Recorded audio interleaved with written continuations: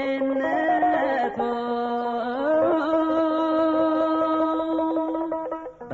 በአምላክነቱ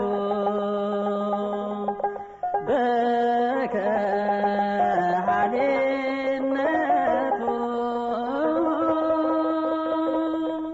በአምላክነቱ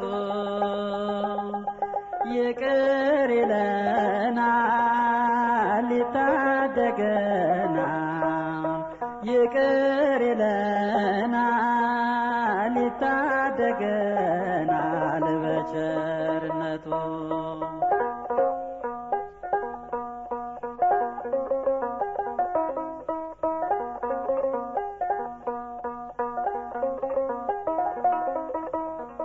በስመ አብ ወወልድ ወመንፈስ ቅዱስ አሐዱ አምላክ አሜን። ከየካቲት 4 እስከ መጋቢት 28 አብይ ጾም ብላ ቤተክርስቲያናችን የኢትዮጵያ ኦርቶዶክስ ተዋሕዶ ቤተክርስቲያን ታከብራለች። አብይ ጾም ማለት ጌታ ከተጠመቀ በኋላ ሳይውል ሳያድር ፈቃዱ አነሳስቶት ገዳመ ቆሮንጦስ ገብቶ 40 መዓልት 40 ሌሊት ጾመ።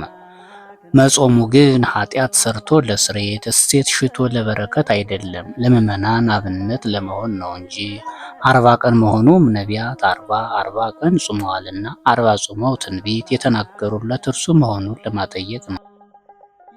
ከዚህ በኋላ ጌታችን አምላካችን መድኃኒታችን ኢየሱስ ክርስቶስ በሚጾምበት ጊዜ ወቀርበ ዘያሜክሮ ይላል። ሰይጣን ደፋር ነውና አዳምን በመብል ምክንያት ድል እንደነሳሁት እሱንም በመብል ምክንያት ድል እነሳዋለሁ ብሎ አስቦ 2 ድንጋይ ይዞ ቀርቦ እመሰ ወልደ እግዚአብሔር አንተ የእግዚአብሔር ልጅ ከሆንህ እኒህ ድንጋዮች ኅብስት ይሁኑ ብለህ አዝዝ አለው። ጌታም መልሶ ከማእኮ በኅብስት ክመ ዘይሃዩ ሰው የሚድነው በኅብስት ብቻ እንዳይደለ አላ በኩሉ ቃል ዘይወጽእ እምአፉ ለእግዚአብሔር እግዚአብሔር ዳን ያለው የሚድን እንደሆነ ተጽፏል አለው። ሰይጣን ለሁለተኛ ጊዜ ከቤተ መቅደስ ጉልላት ወደ ምድር ዘሎ እንዲወድቅ ጠየቀው። በዚህ ጊዜ ጌታም ይታመክሮ ለእግዚአብሔር አምላክከ ፈጣሪህን አትፈታተነው ተብሎ ተጽፏል አለው። ለሶስተኛ ጊዜ ከረጅም ተራራ ሳሉ በከተማ ያለውን ብዕለ ዓለም አሳይቶ ብትሰግድልኝ ይህን ሁሉ እሰጥሃለሁ አለው። በዚህ ሰዓት ጌታችንም ሆር እምድሬ ብሎታል። ለእግዚአብሔር አምላክከ ትስግድ ወኪያው ባቲቶ ታመልክ ለእግዚአብሔር ብቻ ትሰግድ ዘንድ እሱንም ብቻ ታመልክ ዘንድ ተጽፏል አለው። በዚህ ጊዜ እንደ ትቢያ በኖ እንደ ጉም ተኖ ጠፍቷል። ጌታም እንዲህ አድርጎ ስራውን በጾም ጀምሯል። ሰይጣንንም በስስት ቢመጣበት በትዕግስት በትዕቢት ቢመጣበት በትሕትና በፍቅረ ንዋይ ቢመጣበት በጸሊያ ንዋይ ድል ነስቶታል። አብይ ጾም መባሉ ቅሉ ጌታ ጾሞ ከላይ የተጠቀሱትን 3ቱን አርእስተ ኃጣውእ ድል የነሳበት ስለሆነ ነው። ሳምንታቱ 8 ሲሆኑ የየራሳቸው ስያሜ አላቸው። አንደኛውን እሁድ ወይም አንደኛውን ሳምንት ብንመለከት ዘወረደ ይባላል። ዘወረደ እምላይሉ አይሁድ ሰቀሉ የሚልና ይህን የመሰለ ጌታ ከሰማያት መውረዱን ከድንግል ማርያም መወለዱንና መሰቀሉን የሚያዘክር ምስጋና የሚቀርብበት ሳምንት ነው። ሁለተኛ ሳምንት ቅድስት ይባላል። ሰንበቴ ቅድስቴ የሚልና ይህን የመሰለ የሰንበትን ቅድስና የሚያዘክር ምስጋና የሚቀርብበት ሳምንት ነው። ሶስተኛ ሳምንት ምኩራብ ይባላል። ቧ ኢየሱስ ምኩራብ አይሁድ የሚልና ይህን የመሰለ ጌታ በምኩራብ ማስተማሩን የሚያዘክር ምስጋና የሚቀርብበት ሳምንት ነው። አራተኛ ሳምንት መጻጉዕ ይባላል። አየዎ ኢየሱስ ለመጻጉዕ የሚልና ይህን የመሰለ ጌታ ሕሙማንን መፈወሱን ሞት ማንሳቱን የሚያዘክር ምስጋና ይቀርብበታል። ሕሙም መፈወሱን ሞት ማንሳቱን ለማስታወስ የሚከተሉትን ወንጌላት ተመልከቱ። በማቴዎስ ወንጌል ምዕራፍ 8 ቁጥር 1 እስከ 37፣ በማቴዎስ ወንጌል ምዕራፍ 9 ቁጥር 1 እስከ 7፣ እንዲሁም በማቴዎስ ወንጌል ምዕራፍ 17 ቁጥር 9 እስከ 14፣ በማርቆስ ወንጌል ምዕራፍ 7 ቁጥር 31 እስከ 37፣ እንዲሁም በሉቃስ ወንጌል ምዕራፍ 17 ቁጥር 1 እስከ 19፣ አሁንም በዮሐንስ ወንጌል ምዕራፍ 5 ቁጥር 1 እስከ 18 የመሳሰሉትን ስለ ሕሙማን የሚያዘክሩ ናቸው።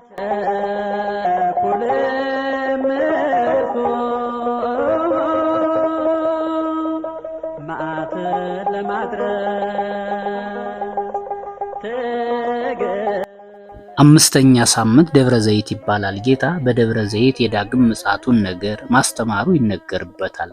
ነገሩስ እንደምን ነው ቢሉ ጌታ ይህን ዓለም ለማሳለፍ ለሁሉም እንደ ስራው ለመክፈል በግርማ መንግስቱ ይመጣል። ጊዜውም ዘመነ ዮሐንስ ወርሃ መጋቢት ዕለተ እሑድ መንፈቀ ሌሊት እንደሆነ ሊቃውንት ተናግረዋል። ምን ነው አልቦ ዘየአምራ ይል የለምን ቢሉ እውነት ነው፣ የሚያውቃት የለም። ብዙ አዝማነ ዮሐንስ፣ ብዙ አውርሃ መጋቢት፣ ብዙ ዕለታተ እሑድ አሉና ለይቶ የሚያውቅ የለም። ከዚህ በኋላ ሰው ከአባት ከእናቱ ተወልዶ ሲወጣ ሲወርድ ኑሮ ውሎ ውሎ ከቤት ኑሮ ኑሮ ከመሬት እንዲሉ ሞት አይቀርምና ይሞታል። ኦ አዳም መሬት አንተ ወትገብ ውስተ መሬት እንዲል ዘፍጥረት 3:19። ከዚህ በኋላ ቅዱስ ገብርኤል 8ቱን ነፋሳተ መዓት ከየመዛግብታቸው ያወጣቸዋል። እነርሱም ዛፉን ነቅለው ድንጋዩን ፈንቅለው ምድርን እንደ ብራና ይዳምጧታል። በዚህ ሰዓት ቅዱስ ሚካኤል ነጋሪቱን ይመታል። አንደኛ መቃብያን ምዕራፍ 9 ቁጥር 8 ላይ እናገኘዋለን። ቅዱስ እግዚአብሔር ቅዱስ ኃያል ቅዱስ ሕያው ዘኢይመውት ሲል በዱር በገደል በባሕር በየብስ በከርሰ መቃብር በከርሰ አራዊት ያሉ ሁሉ ይሰበሰባሉ። በሁለተኛው አጥንትና ሥጋ አንድ ሆነው ፍጹም በድን ይሆናሉ። በሶስተኛ ጊዜ ነጋሪቱን መትቶ ቅዱስ እግዚአብሔር ቅዱስ ኃያል ቅዱስ ሕያው ዘኢይመውት ንቃሕ መዋቲ ዘትነውን ባለ ጊዜ መቃብር ክፈቱልኝ መግነዝ ፍቱልኝ ሳይል ደጉ ደግነቱን ክፉም ክፉውን ይዞ ይነሳል። ወንዱ የ30 ዓመት ሴቲቱ የ15 ዓመት ሆነው ጻድቃን ብርሃን ለብሰው ከፀሐይ 7 እጅ አብርተው በማቴዎስ ወንጌል ምዕራፍ 13 ቁጥር 43 ላይ እንደተገለጸው ኃጥአን ጨለማ ለብሰው ፍጹም ዲያብሎስን መስለው ይነሳሉ። በዚህ ሰዓት ጌታችንም ጻድቃንን በራብ አብልታችሁኛልና ብጠማ አጠጥታችሁኛልና ነው ሀቤ ቡሩካኑ ላዌ ብሎ መንግስተ ሰማያትን ሲያወርሳቸው ኃጥአንን ደግሞ ሁሩምኔ ብሎ ገሃነምን ያወርሳቸዋል።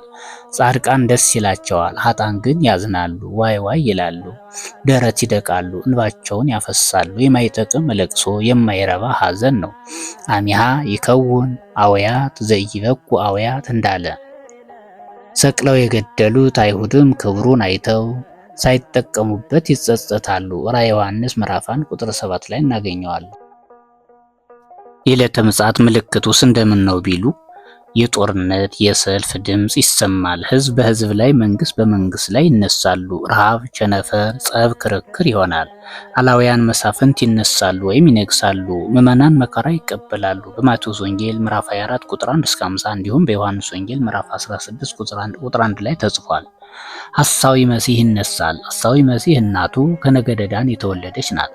በድንግልና ትወልጃለሽ ብለው ነቢያት ሐሰት ነግረውላት ከመቃብረ አረሚ ገብታ ስትንጎዳጎድ በ15 ዓመቷ ከነገደ ኤሳው የተወለደ አንድ አይና ቀይ ጎልማሳ መጥቶ ይደፍራታል። ታህታይ ከንፈሩ ትልቅ አውራጣቱ ጠማማ የሆነ እግሩን እያማተ የሚሄድ ልጅ ትወልዳለች።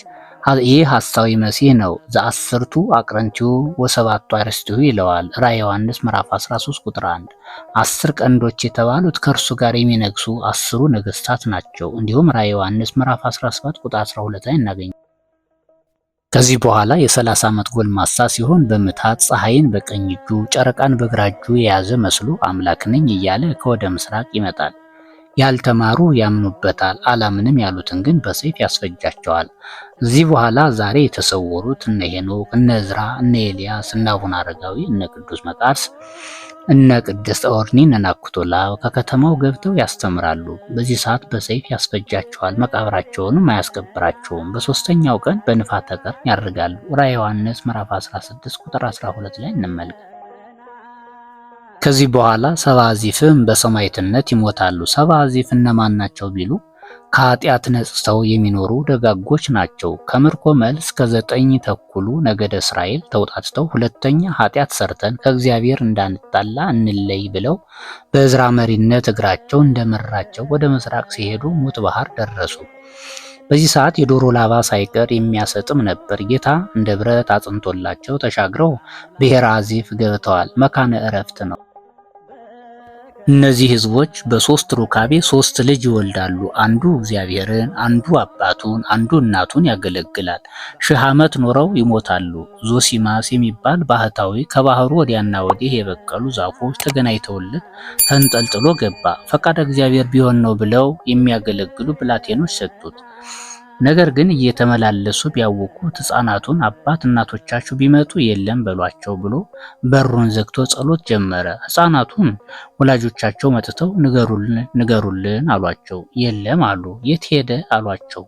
በሀገራቸው ውሸት አይታወቅምና እሱ እንጂ እሱን የመሰለማ አለ አሏቸው።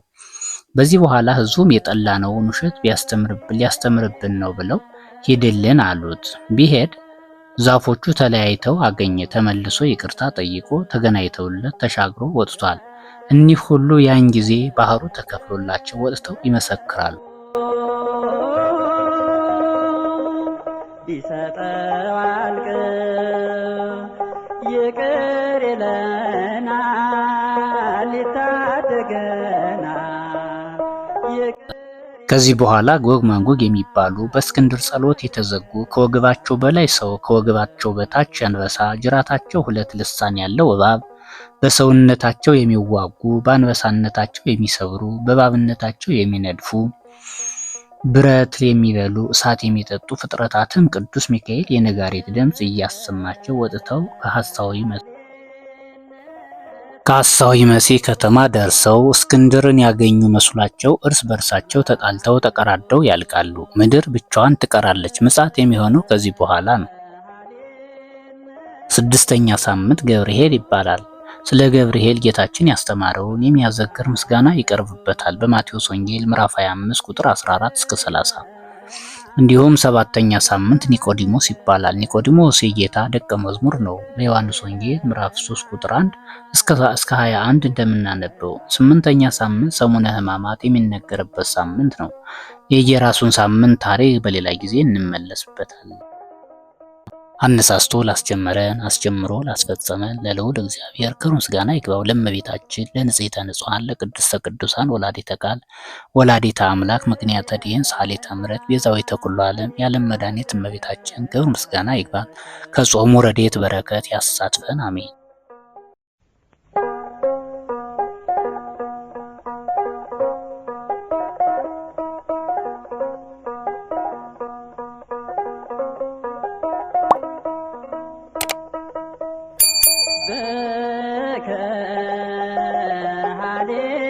በከሃሊነቱ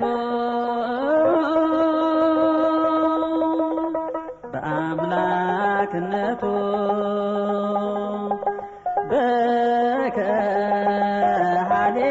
በከሃሊነቱ በአምላክነቱ ይቅር ይለናል ይታደገናል። ይቅር ይለናል ይታደገናል በቸርነቱ